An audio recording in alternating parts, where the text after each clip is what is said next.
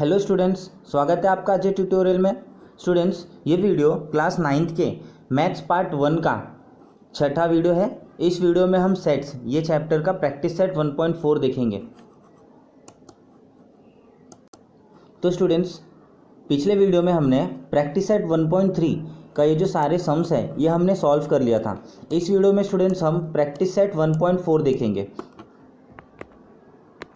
तो students, practice set 1.4 देखने से पहले हमें कुछ बेसिक सीखना है, ठीक है। जैसे कि ऑपरेशन ऑन सेट्स। तो ऑपरेशन ऑन सेट्स के कुछ सबसे पहले हमें क्या सीखना है, इंटरसेक्शन ऑफ टू सेट्स, ठीक है। जब दो सेट इंटरसेक्ट करते तो उसका आंसर क्या होता है, तो देख लेते हैं।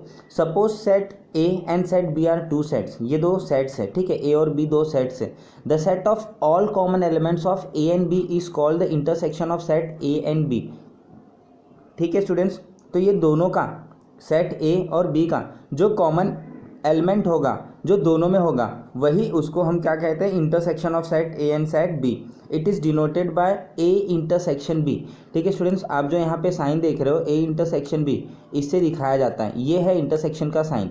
और इंटरसेक्शन क्या होता है, अगर सेट ए के पास कोई एलिमेंट है, बी के पास कोई एलिमेंट है, ठीक है। अगर दोनों में से जो एलिमेंट सेम होगा, ठीक है, जैसे कि सेट ए के पास 1 2 और 3 है, ठीक है, और बी के पास है 3 4, ठीक है, और 5, ठीक है। तो दोनों का कॉमन एलिमेंट क्या है स्टूडेंट्स, 3, ये कॉमन एलिमेंट है। तो दोनों का आंसर क्या होगा, हम ऐसा लिखेंगे ए इंटरसेक्शन बी, ठीक है। ए इंटरसेक्शन बी क्या होगा स्टूडेंट्स, सिर्फ और सिर्फ 3, ठीक है। तो जो दोनों में होता है, जो दोनों में कॉमन होता है, वही होता है ए इंटरसेक्शन बी, या तो फिर इंटरसेक्शन ऑफ टू सेट्स, ठीक है। तो यहाँ पे आपको दिखाया गया A intersection B is a set of all X such that X belongs to A and X belongs to B. मतलब जो ए इंटरसेक्शन बी का आंसर एक्स होगा वो ए में भी होगा और बी में भी होगा, ठीक है स्टूडेंट्स। ये पेज नंबर 11 पे आपको एकदम बॉटम में दिया है, ठीक है। अब एग्जाम्पल के तौर पे आपको दिखाया है कि a इज इक्वल टू 1 3 5 7 और b इज इक्वल टू 2 3 6 8,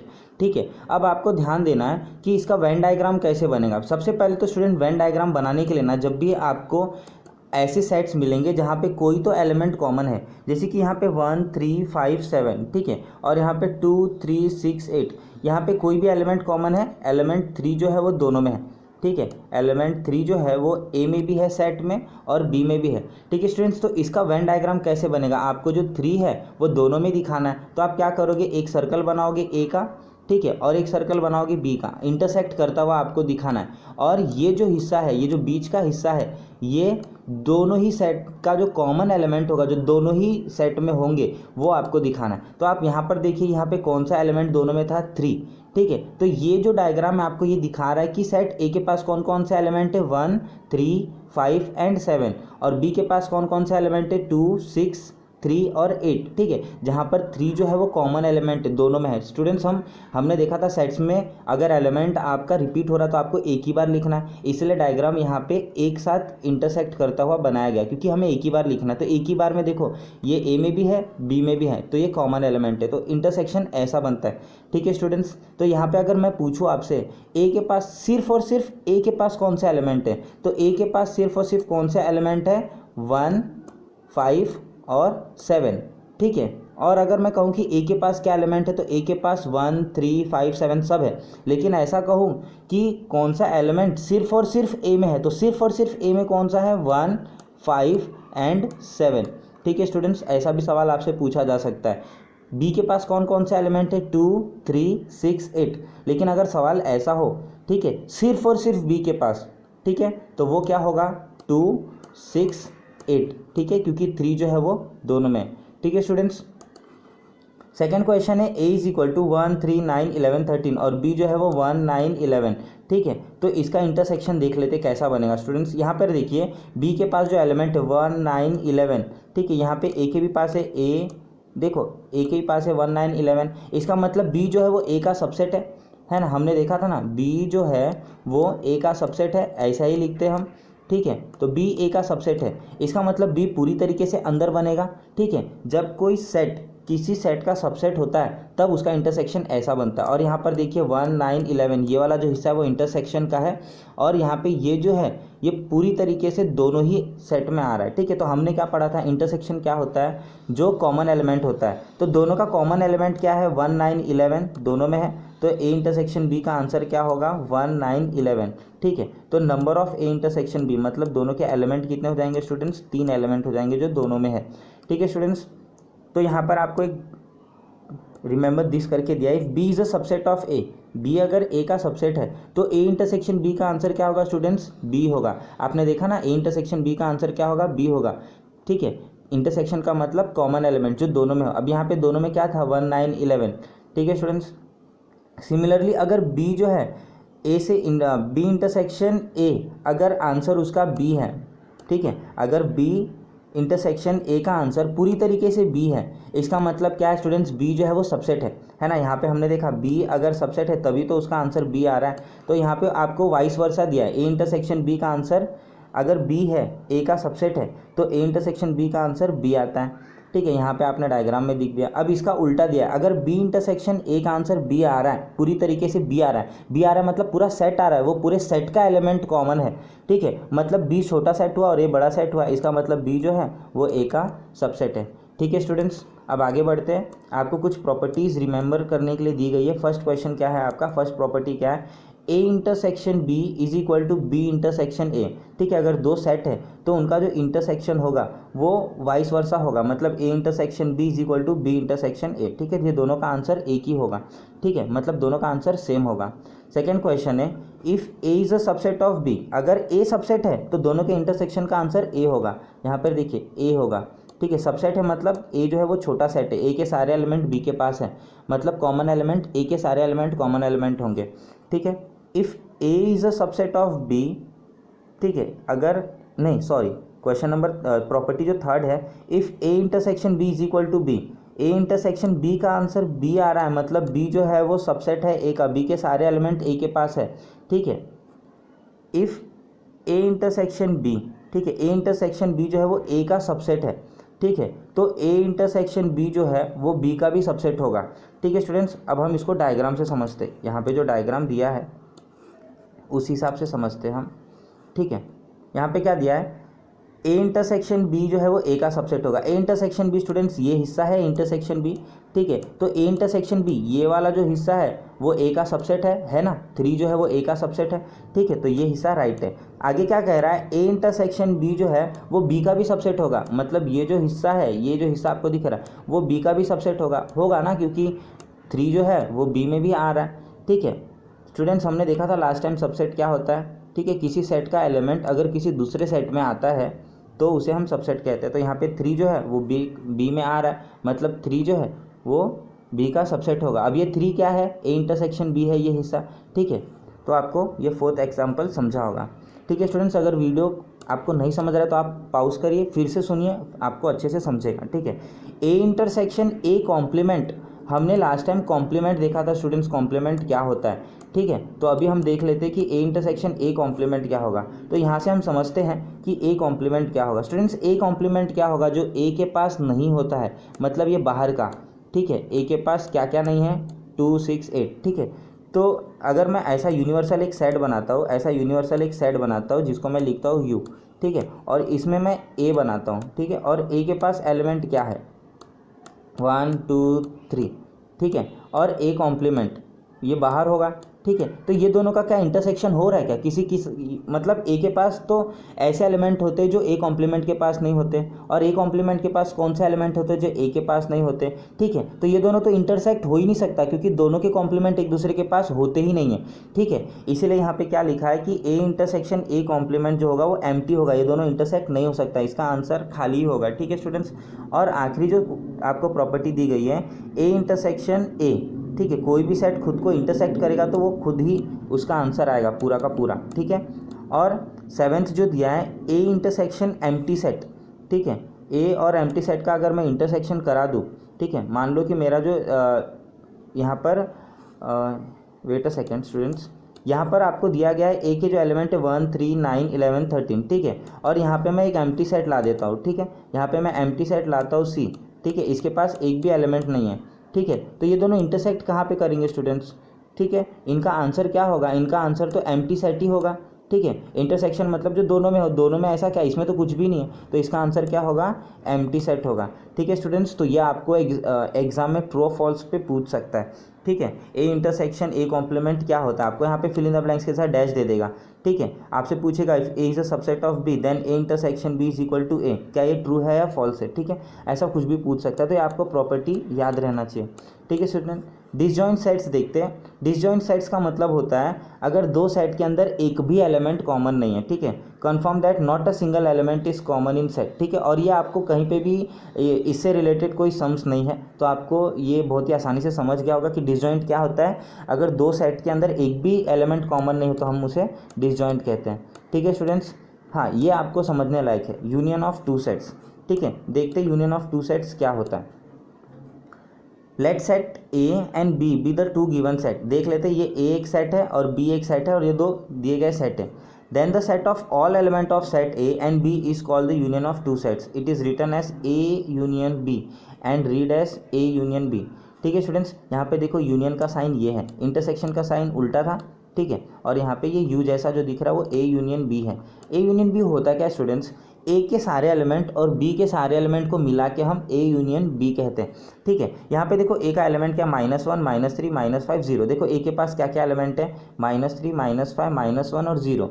और बी के पास सारे क्या एलिमेंट है, 0 3 एंड 5, ये बी का एलिमेंट है, ठीक है स्टूडेंट्स। तो दोनों में 0 रिपीट हो रहा है, 0 रिपीट हो रहा है, तो हमें दो बार नहीं लिखना है, हमें तो कंडीशन पता है। तो ए यूनियन बी क्या हो जाएगा, -3 -5 एंड 0, -3 -5 0 और उसके बाद -1, ठीक है। और क्या बच रहा है, 3 एंड 5। मतलब हमने 0 को कितनी बार लिखा स्टूडेंट्स, सिर्फ और सिर्फ एक बार लिखा। तो ए यूनियन बी में आपको क्या करना है, ए के सारे एलिमेंट और बी के सारे एलिमेंट एक साथ लिखने हैं, ठीक है। दोनों का यूनियन मतलब दोनों कंबाइन हो जाता है, ठीक है। तो observe the Venn diagram and right the following set using listing method, ठीक है। आपको यहाँ पे यू दिया गया, आपसे पूछा गया यू क्या होगा, यू मतलब सारे के सारे नंबर होंगे। तो आपको यहाँ पे दिखा है 1 2 3 4 5 6 7 8 9 10 11 12, यू सब होगा। ए क्या होगा स्टूडेंट्स, ए देखिए यहाँ पे क्या होगा 2 4 6 8 और 10, ठीक है। बी क्या होगा 1 3 5 7 8 एंड 10, ठीक है। तो यहाँ पे आपको ए दिखाया हुआ है और यहाँ पे आपको बी दिखाया हुआ है, ठीक है स्टूडेंट्स। अब देखो आपको ए यूनियन बी दिखा है, ए यूनियन बी मतलब जो ए और बी के पास सब है। तो 2 4 6 8 10 1 3 7 5, ठीक है। तो ए यूनियन बी के पास क्या है, 1 2 3 4 5 6 7 8 और 9 नहीं है, 9 यहाँ पर आपको दिख रहा है बाहर है, ठीक है। अब आपसे क्या पूछा है, A intersection B, A intersection B क्या होगा, ये 8 और 10 यही दोनों ए और बी में है, तो इंटरसेक्शन बी क्या होगा 8 और 10, ठीक है स्टूडेंट्स। ए का कॉम्प्लीमेंट मतलब जो ए के पास नहीं है मगर यू के पास है। ए के पास स्टूडेंट्स क्या नहीं है, 1 3 7 5 11 12 और ये 9, ठीक है। तो ए कॉम्प्लीमेंट क्या होगा 1 3 5 7 9 11 और 12। बी का कॉम्प्लीमेंट क्या होगा जो बी के पास नहीं है, बी के पास 2 6 4 12 11 और 9, ठीक है। तो बी के पास बी का कॉम्प्लीमेंट क्या होगा 2 4 6 9 11 और 12। ए यूनियन बी का complement students, A union B का कौन सा हिस्सा है स्टूडेंट, अगर आप देखोगे ए यूनियन बी तो ये पूरा का पूरा ए यूनियन बी है। तो इनका कॉम्प्लीमेंट क्या होगा 9 11 12, ठीक है। तो वो क्या होगा 9 11 12। ए इंटरसेक्शन बी का complement students, A intersection B, ठीक है। ए इंटरसेक्शन बी 8 और 10 है, ठीक है। तो ए इंटरसेक्शन बी तो ये हिस्सा हो गया, तो इनका कॉम्प्लीमेंट क्या होगा जो इनके पास नहीं होगा, इनके पास क्या नहीं, ये सारा का सारा इनके पास नहीं है, ठीक है। ये सारा का सारा इनके पास नहीं, तो 2 4 6 1 3 5 7 12 9 11, ठीक है। तो ए इंटरसेक्शन बी का कॉम्प्लीमेंट क्या होगा 1 2 3 4 5 6 7 9 11 और 12, ठीक है स्टूडेंट्स। आई होप सो आपको सारा का सारा समझ में आ रहा होगा स्टूडेंट्स। अब पेज नंबर 13 पे चलते हैं, पेज नंबर 14 पे चलते हैं और आपको रिमेंबर दिस कहा गया, ये प्रॉपर्टी देख लेते हैं, ठीक है। ए यूनियन बी और बी यूनियन ए ये दोनों बराबर होता है, ठीक है। ए यूनियन बी अगर हम यहाँ से समझेंगे तो ए यूनियन बी का आंसर भी यही आएगा और बी यूनियन ए का भी आंसर यही आने वाला है, 1 2 3 4 5 6 7 8 10, मतलब दोनों में जो सारे एलिमेंट प्रेजेंट है, ठीक है। If A is a subset of B then A union B जो होगा वो बी होगा। अगर ए सबसेट है, ठीक है, ए छोटा सेट है, ए जो है वो पूरी तरीके से, ठीक है। अगर मैं ऐसा लिखूँ ए जो है, ठीक है, ए के पास क्या है, ए के पास अगर मैं कुछ एलिमेंट लिख देता हूँ 1 और 2, ठीक है, और बी के पास अगर मैं कुछ एलिमेंट लिख देता हूँ, ठीक है, बी के पास मैं क्या एलिमेंट लिख देता हूँ, 1 2 3 और 4, ठीक है स्टूडेंट्स, मैं ऐसा लिख दिया। तो बी का देखो कौन सबसेट है किसका, ए जो है वो सबसेट है, क्योंकि ए के सारे एलिमेंट बी के पास है, मतलब बी बड़ा सेट है। तो यहाँ पे आपसे कह रहा है अगर ए जो है वो बी का सबसेट है तो ए यूनियन बी का आंसर क्या होगा स्टूडेंट्स, ए यूनियन बी मतलब दोनों के मिला के सारे एलिमेंट लिखना, दो बार नहीं लिखना। तो पूरा का पूरा क्या होगा, बी होगा ना, 1 2 3 4 लिखेंगे, क्योंकि 1 2 तो ऑलरेडी ए में है, तो हम दो बार नहीं लिख सकते। तो ये दोनों का यूनियन क्या होगा, 1 2 3 4, मतलब वो तो पूरा का पूरा बी हो गया। तो अगर ए सबसेट है तो ए यूनियन बी का आंसर क्या होगा, बी होगा। आपको एग्जाम में फिल इन द ब्लैंक्स जैसा पूछ सकता है, ठीक है। If A is a subset of A union B, ठीक है, अगर ए है, ए यूनियन बी का सबसेट है, ठीक है, A union B, A union B, if A is a subset of A union B, ठीक है। अब यहाँ पे ए यूनियन बी का आंसर क्या आएगा स्टूडेंट्स, 1 2 3 4, और यहाँ पे आपको दिख रहा है ए जो है वो ए यूनियन बी का सबसेट है, ठीक है, और बी जो है वो सबसेट है ए यूनियन बी का, ठीक है। ए सबसेट होता है यूनियन बी का और बी भी सबसेट होता है ए यूनियन बी का।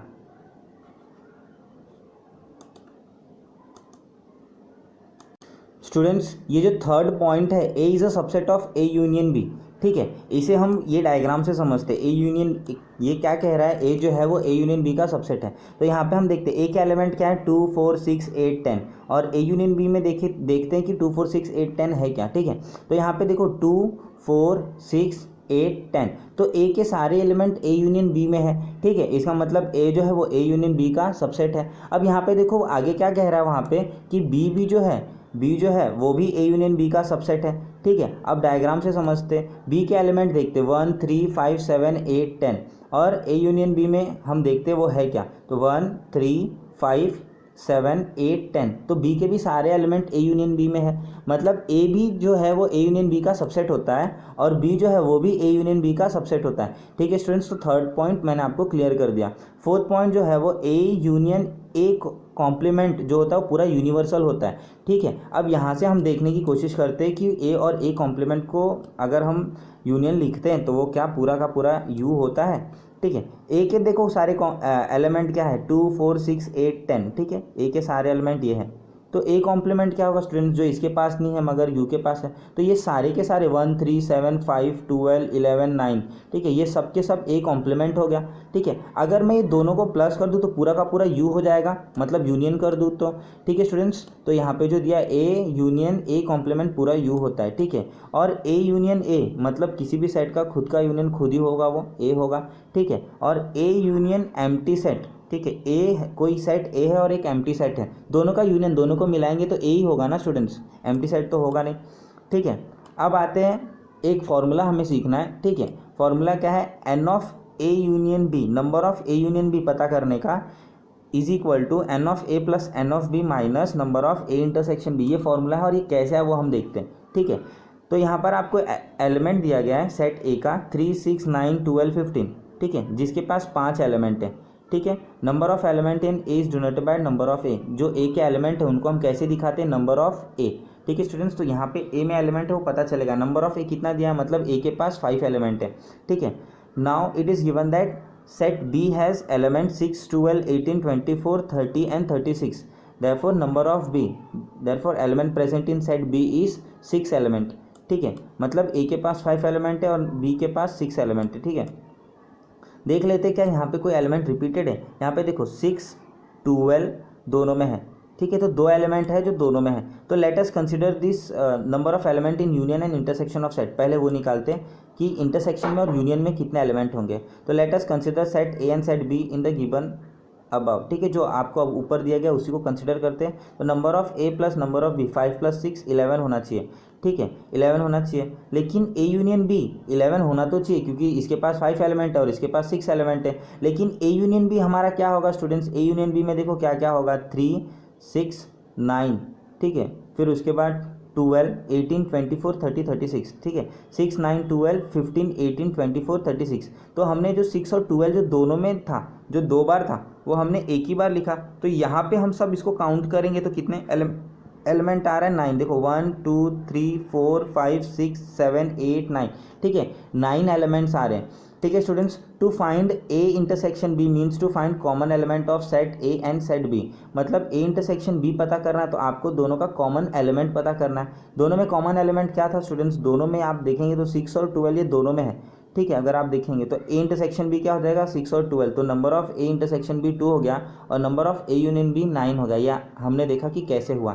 ठीक है, तो in number of A and number of B element in A intersection B are counted twice. ठीक है, नंबर ऑफ ए और नंबर ऑफ बी में जो एलिमेंट काउंट किया गया था वो ट्वाइस किया गया था, है ना। हम यहाँ पे जो 11 आया, ये जो नंबर ऑफ ए और नंबर ऑफ बी 5 + 6 11 आया। ठीक है, तो ये दोनों में अगर आप देखोगे तो 6 12 दोनों में था, इसको हमने 2 बार काउंट किया। इसमें से हम क्या करेंगे, एक बार निकाल देंगे। एक बार निकालेंगे मतलब क्या निकालेंगे, number of A intersection B निकालेंगे।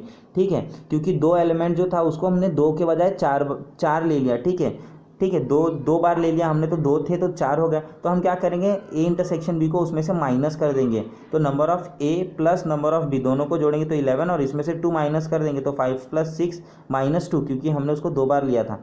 ठीक है, तो कितना आएगा, 9 एलिमेंट आया। तो number of A plus number of B में से number of A intersection B minus किया तो कितना आ रहा है, 9 आ रहा है। अब ये 9 क्या है स्टूडेंट्स, ए यूनियन बी है।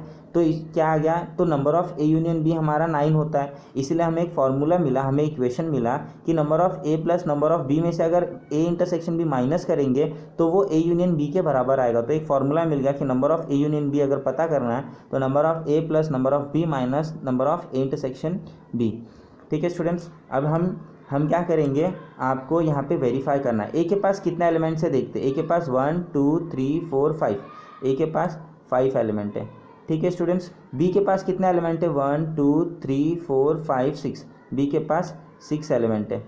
ठीक है, अब number of A union B, number of A union B कितना होगा, टोटल देखेंगे कितना होगा, 1 2 3 4 5 6 7 8 9, 9 होगा। ठीक है, तो यहाँ पे 9 और number of A intersection B 2 है। ठीक है, 2 आप अगर यहाँ पे रख करके देखोगे तो आपका आंसर राइट आएगा। ठीक है, तो 5 + 6 यहाँ पर हम रख के देखते हैं, एन ऑफ ए कितना है 5। ठीक है, एन ऑफ बी कितना है 6, तो 5 + 6 11 होगा। ठीक है, और यहाँ पे क्या करना है, -2 करना है। ठीक है, तो 5 + 6 11 -2 कितना होगा स्टूडेंट्स, 9। ठीक है, और ए यूनियन बी आपका यहाँ पे कितना दिया हुआ है, 9 दिया हुआ है। तो उसके जगह पे आप 9 सब्सटीट्यूट करोगे तो लेफ्ट हैंड साइड और राइट हैंड साइड बराबर, या तो ए यूनियन बी का आंसर 9 ही आएगा। ठीक है स्टूडेंट्स, तो इस तरीके से आपको ये फॉर्मूला याद रखना है, बहुत ही सिंपल फॉर्मूला है। Number of A union B is equal to number of A plus number of B minus number of A intersection B. ठीक है स्टूडेंट्स, तो आपको कुछ वर्ड्स प्रॉब्लम दिए गए वो हम सॉल्व करते हैं। ठीक है, आपको वर्ड प्रॉब्लम दिया गया, in a class 70 students 45 students likes to play cricket. ठीक है स्टूडेंट्स, आपका क्लास है जिसमें से 70 बच्चे हैं टोटल।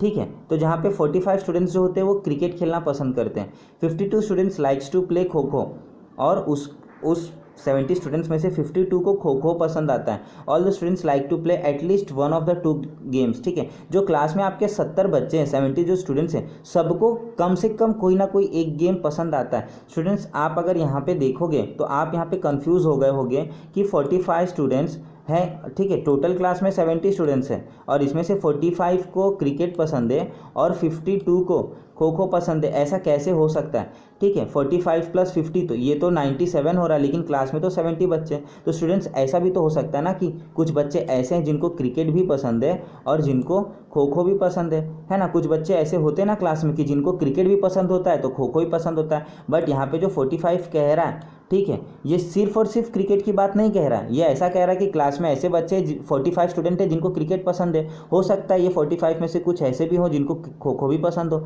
ठीक है, और 52 स्टूडेंट्स ऐसे हैं जिनको खो खो पसंद है। इन 52 में से हो सकता है कि कुछ को क्रिकेट भी पसंद हो। ठीक है, तो हो सकता है ना यहाँ पे कुछ बच्चे हैं जिनको दोनों गेम पसंद हो। तो all the students like to play at least one of the game. ठीक है, हम क्या करते हैं, इसका हम वेन डायग्राम बनाते हैं और समझने की कोशिश करते हैं। ठीक है, तो ये जो बच्चे हैं सेट ऑफ ए, इनको जो है क्रिकेट पसंद है। ठीक है, तो और ये जो बच्चे हैं सेट ऑफ बी, ठीक है, इनको खो खो पसंद है। ठीक है स्टूडेंट्स, और यहाँ पे जो बच्चे हैं इनको दोनों पसंद है, और कह रहा है कि क्लास के सारे बच्चे जो हैं उनको एटलीस्ट कोई ना कोई गेम पसंद है। तो अगर मैं बात करूँ, ठीक है स्टूडेंट्स, अगर मैं सिर्फ और सिर्फ इस हिस्से की बात करूँ, इस हिस्से की, ठीक है। तो यहाँ पे जो स्टूडेंट होंगे वो कैसे स्टूडेंट होंगे, जिनको सिर्फ और सिर्फ क्रिकेट पसंद होगा। यहाँ पे जो स्टूडेंट होंगे वो कैसे स्टूडेंट होंगे, जिनको सिर्फ और सिर्फ खो खो पसंद होगा। तो स्टूडेंट्स ये जो बीच का हिस्सा है ये कैसे स्टूडेंट होंगे, जिनको दोनों का दोनों पसंद होगा।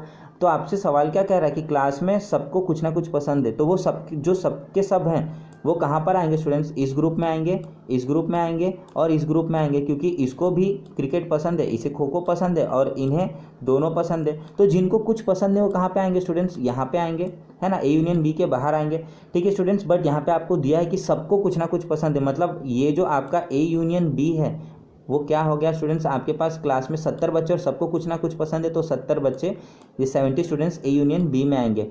ठीक है स्टूडेंट्स, तो आपका ए यूनियन बी क्या होगा, 70 होगा। ठीक है स्टूडेंट्स, कई बार क्या होता है आपका यू जो होता है वो 70 होता है। ऐसा कब होता है स्टूडेंट्स, यू आपका 70 कब होगा, जब ऐसा मेंशन करेगा कि कुछ बच्चे ऐसे भी हैं जिनको कुछ भी पसंद नहीं, तो वो बाहर आएंगे। ठीक है स्टूडेंट्स, वो उस समय बाहर आएंगे, वो ए यूनियन बी के बाहर आएंगे। तो ऐसे कंडीशन में आपका यू 70 होता है। ठीक है, तो आपको बस इतना फ़र्क समझना है, आपका ये 70 यू कब होगा और ए यूनियन बी कब होगा। ठीक है, ए यूनियन बी कब होगा, जब आपको कहा जाएगा कि सारे बच्चों को कुछ ना कुछ पसंद है। ठीक है, और यू कब होगा, जब ये मेंशन होगा कि कुछ ऐसे भी हैं जिनको कुछ भी नहीं पसंद है। ठीक है स्टूडेंट्स, वो हम आगे देखेंगे। तो यहाँ पे क्या कह रहा है कि सारे बच्चों को, ऑल द स्टूडेंट्स, यहाँ पे देखो all the students like to play at least one of the two games, दोनों में से सारे बच्चे 70 के 70 बच्चों के कुछ ना कुछ अच्छा लगता है, तो वो ए यूनियन बी में आएंगे। अगर यहाँ पे दिया गया होता कि कुछ बच्चे ऐसे भी हैं जिनको कुछ भी पसंद नहीं है, तो वो बाहर आता, तो आपका ये जो 70 है उस समय क्या हो जाता, वो यू हो जाता। ठीक है स्टूडेंट्स, बस आपको इतना ही समझना है, आपको ये जो 70 है वो यू कब लेना है और इस 70 को ए यूनियन बी कब लेना है। ठीक है, यू कब लोगे, जब आपको यहाँ पे मेंशन किया गया होता कि कुछ बच्चे ऐसे भी हैं जिनको कोई भी गेम पसंद नहीं। ठीक है, उस कंडीशन में आपके जो 70 बच्चे होते हैं वो यू होते, क्योंकि ठीक है कुछ बच्चे इस ए यूनियन बी के बाहर आते हैं। ठीक है, ठीक है स्टूडेंट्स, और आपको अगर कहा जाए कि सारे बच्चों को कुछ ना कुछ पसंद है, तो वो क्या हो जाएगा, आपका ए यूनियन बी 70 हो जाएगा। ऐसा ही आपको एक्सरसाइज में भी देखना है। ठीक है स्टूडेंट्स, तो यहाँ पे देखो क्या दिया है, टोटल नंबर ऑफ स्टूडेंट्स 70 हैं। Let set A be the set of students who like to play cricket. मान लिया कि जो सेट ए है वो ऐसे बच्चों का सेट है जिन्हें क्रिकेट पसंद है। Let B the set of student who likes to play kho kho. B ऐसा सेट है जिन्हें खो खो पसंद है। Hence the number of student who likes to play cricket और खो खो। तो जो ऐसे बच्चे जिनको दोनों पसंद है वो क्या होगा स्टूडेंट, इंटरसेक्शन में आएगा, तो n of A union B. ठीक है स्टूडेंट्स, तो n of A, let hence the number of student who likes to play cricket और खो खो। ठीक है, ऐसे बच्चे जिनको कम से कम कुछ ना कुछ एक पसंद है, तो वो क्या हो जाएगा, n of A union B. Students, ऐसे बच्चे जिनको दोनों क्रिकेट पसंद है। Number of student who likes to play both cricket and kho kho. कुछ बच्चे ऐसे जिनको दोनों ही पसंद है। ठीक है, दोनों ही पसंद वाले क्या हो जाएंगे, वो ए इंटरसेक्शन बी में आएंगे। ठीक है ना, ये अगर मैं ए बनाता हूँ, ये अगर मैं बी बनाता हूँ, तो ये जो हिस्सा होगा वो क्या होगा, ये क्रिकेट भी खेलते हैं खो खो भी खेलते हैं, तो ए इंटरसेक्शन बी ऐसा ग्रुप हो जाएगा जिनमें ऐसे बच्चे होंगे जिनको दोनों ही गेम पसंद होगा। ठीक है, तो आपको क्या दिया है, सेट ए आपका कितना होगा students, number of A 45 student है जिनको क्रिकेट पसंद है, नंबर ऑफ बी 52 स्टूडेंट है जिनको खो खो पसंद है, और क्लास में 70 बच्चे और सबको कुछ ना कुछ पसंद है, तो n of A union B आपका 70 हो गया। आपको क्या पता करना है यहाँ पे, ठीक है, क्वेश्चन में क्या पता करना है आपको, how many students like to play only cricket. ठीक है, और भी कुछ क्वेश्चन है यहाँ पे, आपको यहाँ पे दिया गया है, ऑल द स्टूडेंट्स, हाँ, how many students like to play cricket और खो खो।